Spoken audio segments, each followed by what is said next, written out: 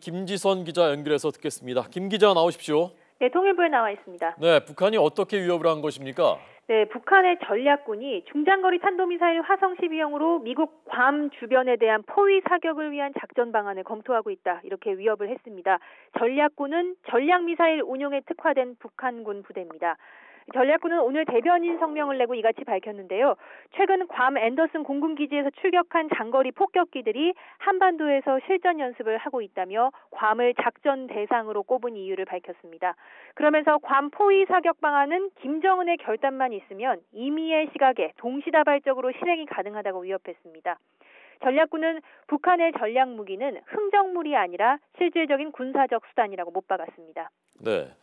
북한의 전략군 그리고 총참모부도 또 다른 성명을 냈다면서요? 네, 총참모부는 우리의 합참격인데요. 이 총참모부 역시 성명을 통해 미국의 예방전쟁의 정의의 전면전쟁으로 대응하겠다고 주장을 했습니다.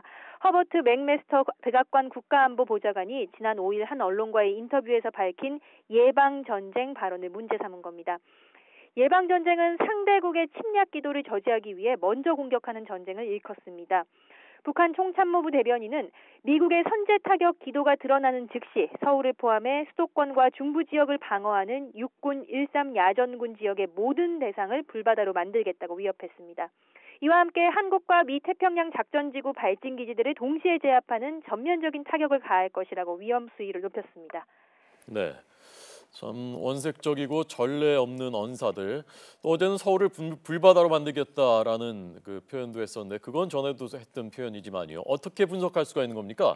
네, 이렇게 위협 수위를 높이고 있는데요. 공식적으로 밝힌 이유는 최근 미국에서 잇따르고 있는 강경 발언, 또 미국이 한반도에서 하는 군사 훈련입니다. 북한은 총참모부 대변인 성명에서 트럼프 대통령의 전쟁 불사 발언을 비롯해 주요 인사들의 전쟁 가능성을 언급한 발언을 하나하나 열거하며 강도 높게 비난했습니다.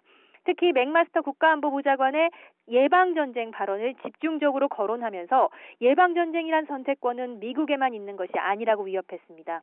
또 어제 괌에서 출격한 장거리 폭격기가 남한 상공에서 실전 훈련을 벌인 점을 문제 삼았습니다.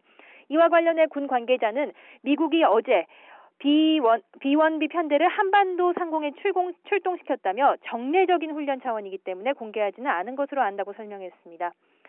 유엔 안보리 대북제재가 본격적으로 이행되기 시작하면서 북한을 강하게 압박하는 것도 반발이 거세진 배경으로 볼 수 있습니다.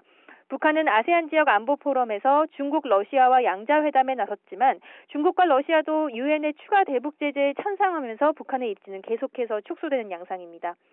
뿐만 아니라 북한은 참수작전, 비밀작전 등 북한 정권 교체를 전제로 한 내용을 구체적으로 언급하기도 했습니다. 대내외적으로 핵과 미사일 개발의 필요성에 명분을 쌓고 내부적으로는 이를 홍보해 결속을 강화하기 위한 의도가 담긴 것으로 보입니다. 네, 북한의 이 위협이 어제 오늘 일은 아닙니다만은 괌 기지, 화성 12형 이렇게 구체적으로 언급을 했기 때문에 정말 뭔가 행동을 하려는 것인가를 제일 많이 그 시청자 여러분들께서 궁금해하실 텐데 어떤 분석들이 전망이 나오고 있습니까? 네, 당초에 유엔 안보리 결의가 채택되면 북한이 반발하면서 추가 군사 도발을 감행할 수 있다 이런 우려는 나왔습니다. 하지만 말씀하신 대로 이렇게 미국의 특정 지역과 타격 무기의 종류까지 구체적으로 거론하면서 위협하고 있는 점은 주목이 됩니다.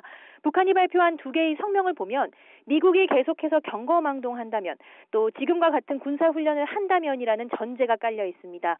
한미 양국의 정례적인 군사훈련을 핑계 삼아 실제로 추가 군사 도발에 나설 수 있다는 얘기입니다. 당장 이번 달 예정된 을지 프리덤 가디언 연습을 빌미로 삼을 가능성이 커서 군사적 긴장도 고조되고 있습니다. 특히 북한은 발사 방위각에 주목하라고 밝혔는데 이를 두고 한반도 상공을 통과해 괌 주변을 노리는 것이 아니냐는 예측도 나옵니다. 지금까지 통일부에서 YTN 김지선입니다.